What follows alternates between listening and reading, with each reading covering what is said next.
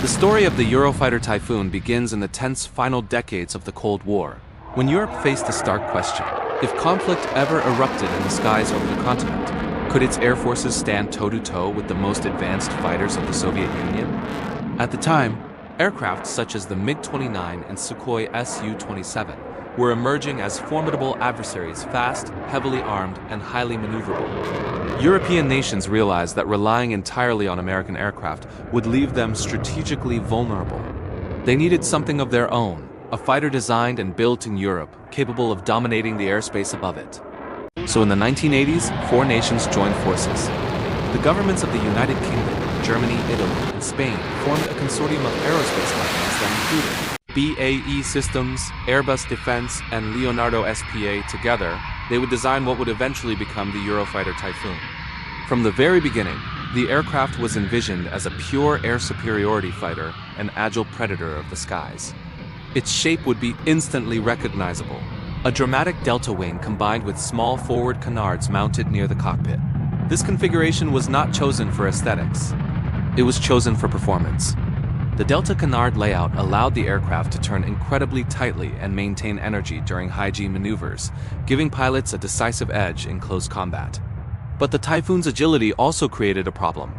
The aircraft was intentionally designed to be aerodynamically unstable. In simple terms, it wanted to wander away from straight flight rather than naturally hold it. This instability made the aircraft extraordinarily maneuverable, but it also meant that a human pilot alone could never control it. Instead, the Typhoon relies on sophisticated fly-by-wire computers that constantly make tiny adjustments to keep the aircraft stable while allowing it to perform astonishing maneuvers. Powering this machine are two engines known as the Eurojet EJ200. Together, they produce roughly 40,000 pounds of thrust, launching the aircraft forward with tremendous force. With afterburners engaged, the Typhoon can exceed twice the speed of sound, around Mach 2.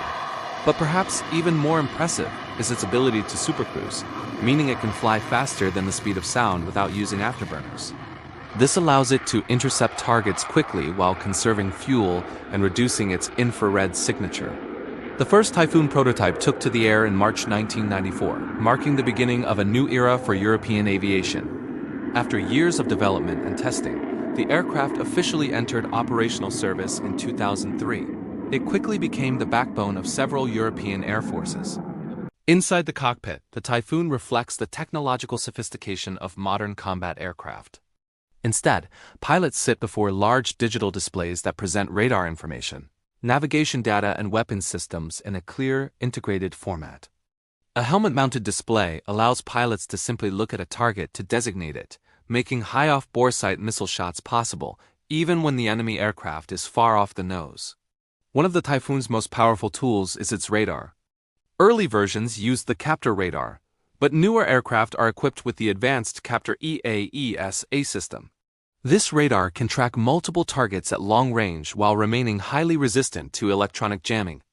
Complementing the radar is an infrared search and track system known as Pirate, which can detect aircraft purely by their heat signatures, allowing the Typhoon to locate targets without emitting radar signals that might give away its position.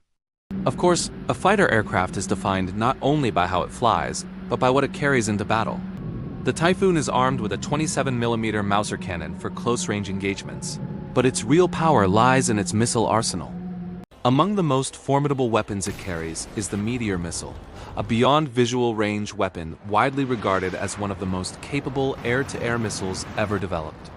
For closer engagements, missiles such as the ASRAAM or Iris-T give Typhoon pilots deadly accuracy. Although the aircraft began life as an air superiority fighter, it soon evolved into a multi-role platform capable of striking targets on the ground as well. Precision weapons like the Paveway 4 and long-range cruise missiles such as Storm Shadow allow the Typhoon to destroy strategic targets from hundreds of kilometers away. Over the years, the aircraft has been built in several production batches known as tranches. Early versions focused primarily on air-to-air combat, while later models gained increasingly sophisticated ground attack capabilities, enhanced avionics, and improved radar systems. In operational service, the Typhoon has proven itself in a variety of missions.